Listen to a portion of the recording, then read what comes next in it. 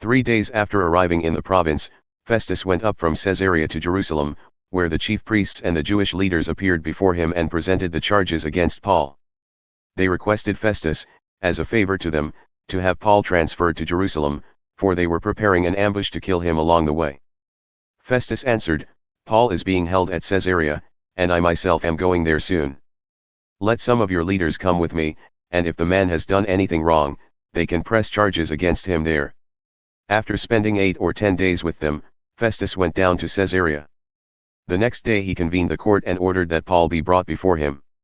When Paul came in, the Jews who had come down from Jerusalem stood around him. They brought many serious charges against him, but they could not prove them. Then Paul made his defense, "I have done nothing wrong against the Jewish law or against the temple or against Caesar."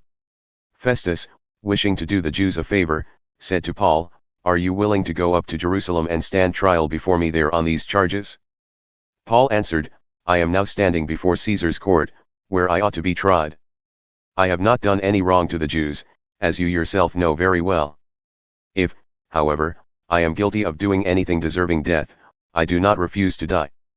But if the charges brought against me by these Jews are not true, no one has the right to hand me over to them.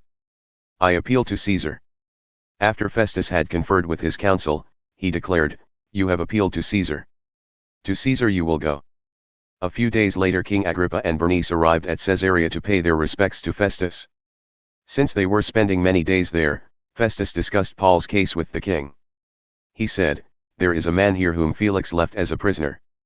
When I went to Jerusalem, the chief priests and the elders of the Jews brought charges against him and asked that he be condemned. I told them that it is not the Roman custom to hand over anyone before they have faced their accusers and have had an opportunity to defend themselves against the charges. When they came here with me, I did not delay the case, but convened the court the next day and ordered the man to be brought in. When his accusers got up to speak, they did not charge him with any of the crimes I had expected.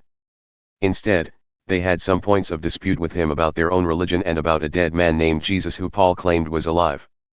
I was at a loss how to investigate such matters, so I asked if he would be willing to go to Jerusalem and stand trial there on these charges. But when Paul made his appeal to be held over for the emperor's decision, I ordered him held until I could send him to Caesar." Then Agrippa said to Festus, "I would like to hear this man myself."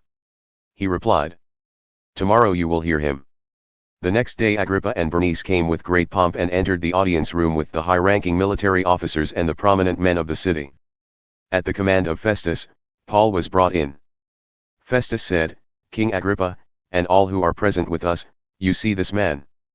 The whole Jewish community has petitioned me about him in Jerusalem and here in Caesarea, shouting that he ought not to live any longer. I found he had done nothing deserving of death, but because he made his appeal to the emperor I decided to send him to Rome.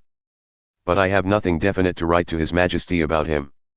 Therefore I have brought him before all of you, and especially before you, King Agrippa, so that as a result of this investigation I may have something to write.